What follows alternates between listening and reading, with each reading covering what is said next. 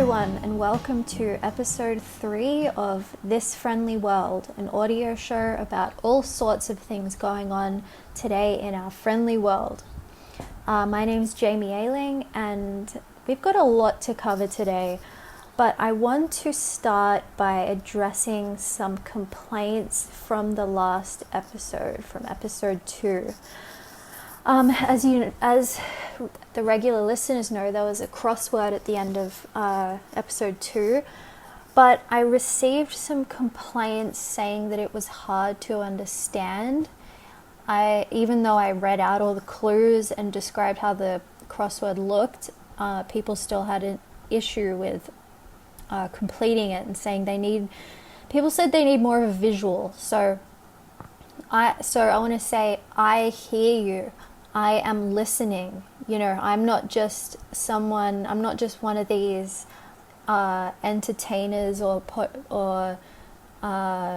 people in show business who is up on a pedestal and I'm not listening and I can't even hear you because I'm so much higher above you. I hear you, okay? I hear your feedback, I read the comments, and I'm listening, okay? I'm listening. And if you want a visual version of the crossword, I am going to give you a visual version of the crossword. So, right now, if you go to the This Friendly World Twitter page, which is www.twitter.com/friendworldshow. That was the only username I could get. So you will see that it's up there, and you can print it out and you can fill it in and complete the crossword in pencil or pen. Now, let's get started with the show. Let's see here. What have we got? We've got some conspiracies today. We've got something from my Uncle Robert portfolio. We've got a list. We've got a list today, and let's just get right into it. So, I want to start with something that was in the news recently, the Chinese balloon that was shot down over the Atlantic Ocean. I actually got here Chinese bassoon. That's a typo. It's not bassoon, it's Chinese balloon. So the Chinese balloon that was shot down. So I read the other day about the Chinese balloon suspected of surveillance and espionage they shot down over the Atlantic Ocean, and I have had a couple of thoughts about it. First of all, this just shows how much more technologically advanced China is over the United States and Australia too.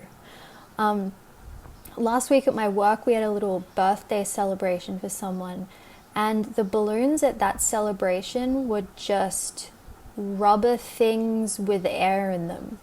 And that's it. I mean, this Chinese balloon was capable of surveillance and espionage. I mean, I've never gone down to Woolworths or whatever store and bought a pack of, 24 balloons, and I don't think I've come across any balloon that's capable of surveillance or espionage, let alone both.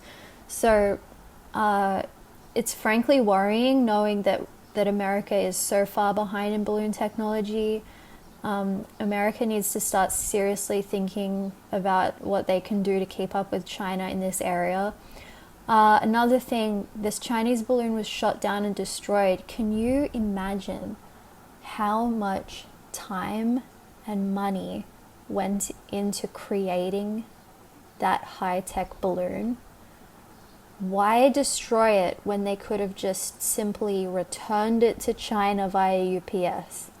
I mean, I thought that was really, dramatic.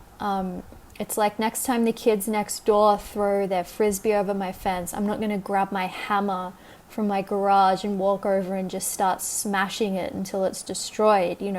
The common sense type thing to do would just be to throw it back over the fence, okay? So, in conclusion, the American government needs to review where technology and manners are on their list of priorities. I'm now going to read a list. This was a list I wrote a couple of years ago that was published in a Hollywood-based newspaper. It's called Why I Like to Be on an Airplane. So these are 12 reasons why I like to be on an airplane. 1. You cannot receive bad news on an airplane as there is no free Wi-Fi. Now, I don't know about you, but I don't pay for Wi-Fi on airplanes. I just try and do something else because I don't want to spend the money. So I am completely disconnected from what's going on the ground. And no information can get to me because I don't have Wi-Fi. And I can't take calls. So if I'm on a 15-hour flight, I can pretty much guarantee that for the next 15 hours, I can't get any bad news. Like if someone goes into hospital or someone dies or something goes wrong, there's no way of me knowing. So I am guaranteed 15 hours of pure ignorant bliss of bad news. So if you don't, I mean, no one likes bad news, but if you want some peace of mind and you don't want bad news, book a really long plane ride. Book a 17-hour plane ride, and don't get the Wi-Fi on the plane, and just know that no bad news can get to you. So that's my advice. Number 2, you don't have to grocery shop on an airplane. That's a big one. The food is brought to you at your seat on an airplane, and you don't have to go to the grocery store and buy all the ingredients for your food. So that's a good one. Number 3, usually you don't personally know anybody on an airplane. Now, when you get on an airplane, what are the chances you're going to run into someone you know? There's a very slim chance. It's virtually non-existent chance. So, I mean, I've never run into anyone I know on an airplane. I've never run into someone and, had to talk to them and have a chat and catch up with them. So that's number 3. Number 4, it is socially acceptable to sleep for long periods at any time of day you like on an airplane. Yeah, so you can go to sleep at any time of day and no one's going to question you. You can sleep at 2 in the morning, 2 in the afternoon. You can go to sleep at 11 in the morning for 8 hours and no one's going to say anything. Number 5, you can fly really high up in the air on an airplane. That's true. That's very true. Number 6, on an airplane, you can be anywhere in the world and always be within a few meters of a bathroom. That's a big one, okay? If you're walking through New York City, or if you're walking through, I don't know, Bangkok, who knows where the nearest bathroom is? But on an airplane, you can be flying over any country, any city, and you'll always be within a few meters of a bathroom. That's pretty cool. Number 7, you can't experience weather on an airplane. I'm obviously not talking about turbulence. I'm talking about snow, rain, heat, the sun. Sorry. I'm talking about snow. The temperature in the airplane is regulated. It's always going to be the perfect temperature. There's no wind inside an airplane. It's just perfect. The best weather in the world is on an airplane. That's what I'm trying to say. Number 8, there is little or no crime on airplanes. You can pretty much guarantee, unless the plane is hijacked, which happens not that often, you can pretty much guarantee that you're not going to be assaulted or mugged or burgled or anything like that or God forbid murdered on an airplane. You can pretty much guarantee you're pretty safe on an airplane in that regard. Number 9, no responsibilities. You don't have to pay bills. Like I said, you don't have to grocery shop. You don't have to go to work. You don't have to do anything except just sit there. So there's no responsibilities on an airplane. You just have to sit there and be quiet. Number 10, breakfast is served to you where you sleep. That's a nice one. you go to sleep on an airplane, you wake up and suddenly it's breakfast time, and there's a lady or man handing you a plate of breakfast. I mean, where else? Where, unless you have a partner who really cares about you and wants to do everything for you, and they serve you breakfast in bed. Not even at bed and breakfasts do they serve you breakfast in bed. I mean, you could go to a bed and breakfast. It's called a bed and breakfast. You still have to, wake up, get out of bed, go in the dining room and have breakfast. I mean, so only on an airplane is breakfast served to you where you sleep. Sorry.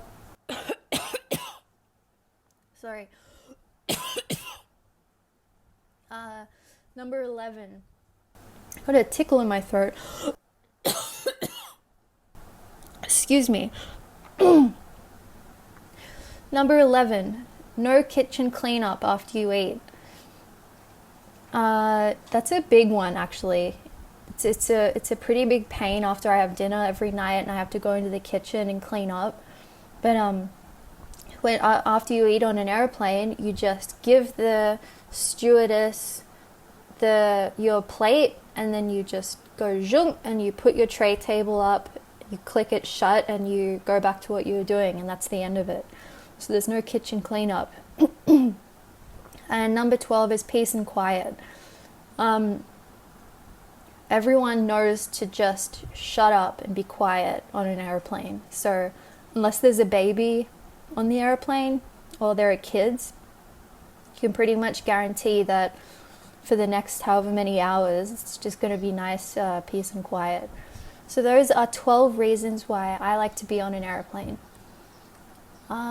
What's next? We've got a few conspiracy theories here. I've got 3 conspiracy theories I want to talk about. And I want to say, if you have any information on these conspiracies, please send a message to the email address at the end of this episode. If you know anything about any of these. Now, the first conspiracy theory is the Bible was just a pamphlet. That's pretty interesting. I think this is an interesting one. The fact that people are saying that the Bible was never a book, it was actually just a pamphlet, and they sort of hyped it up and pretended like it was a book and were calling it a book when really it was more like a pamphlet. That's pretty interesting. The second conspiracy, the Beach Boys were never at the beach. This one's big, okay, because the Beach Boys were are one of the biggest bands out there. They're one of my favorite bands, and the fact that there are groups out there who are saying that the Beach Boys were actually up in snowy mountains while they wrote all those songs and they were never at the beach is very, very interesting. You can actually tell by some of the lyrics, like what's that line? They say, if everybody had an ocean across the USA. If you were anywhere near the beach, you'd know that that's physically impossible for everyone to have an ocean. So, because they're only on the coast. So the Beach Boys were never at the beach. Now I don't want to offend anyone. If any of the Beach Boys want to come on and tell me or show me photos, real photos, I'm not talking about the photoshopped ones out there where they just put them on a beach. They just took a photo of them in their, snowy cabin in the woods and just plonked them onto a picture of the beach. I'm not talking about those photos. I'm talking about actual images of them at the beach. And if you want to show me any footage, come on the show. Come on the show and explain to me, prove to me that you were actually at the beach and not up in a snowy mountain. And the third conspiracy I've got here is, this is interesting.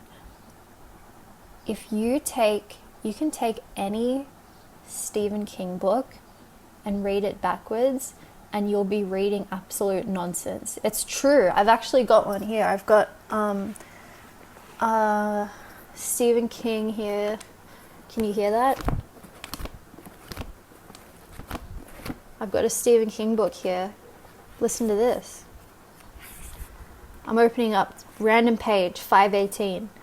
Himself presenting side either, two arms his lifted outsider, the hand left his in wrist right, his gripping Glock, the raised he, safe be to enough up high, standing was wholly meant which stopped had stares the from groans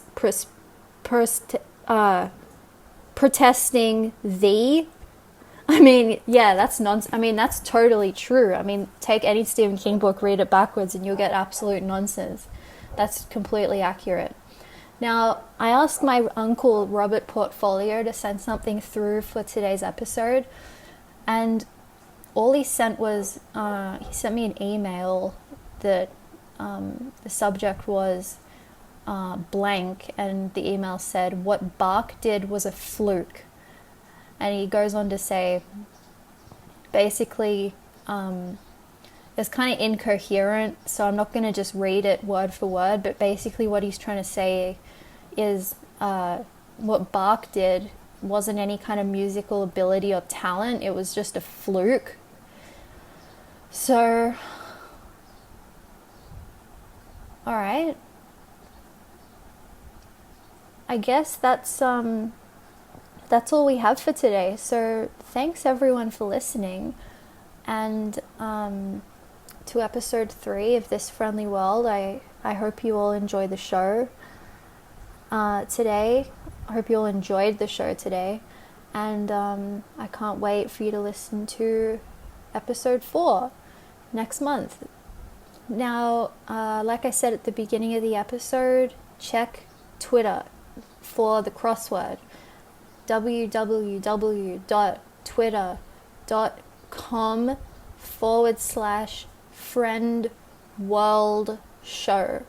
You will find the crossword up there, and if you have any information about any of the conspiracies, about the Bible pamphlet, or the Beach Boys were never at the beach, or what information about the Stephen King would you have? Because I just proved that it's true. But if you have any information on the Bible as a pamphlet, or the Beach Boys were never at the beach, please send a message to the email address at the end of this episode, please. So thanks everyone for listening. I'd like to end today's episode with some advice that my granddad gave me recently. It wasn't yesterday, but the day before. He said this, and it really stuck with me. So this is some advice from my granddad. He said, "Peanut butter won't, but veggie might." So thanks for listening, everyone, and have a great month, and I'll see you in a month for episode 4. All right, bye-bye.